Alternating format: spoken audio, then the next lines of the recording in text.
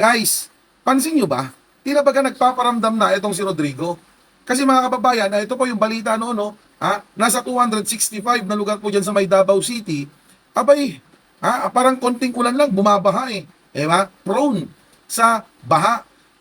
Tapos, ilang araw lamang po nakakalipas at hanggang ngayon nga po, hindi pa rin ho nakakabangon ng Cebu. Abay, nagkaroon ho ng malakas na lindol dyan at marami nga pong mga infrastructure ang nasira.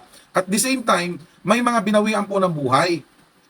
Ang claim ng bagong governor dyan, si Barry Cuatro, ang Cebu ay Duterte country. Ayun ang sabi niya, mga kababayan.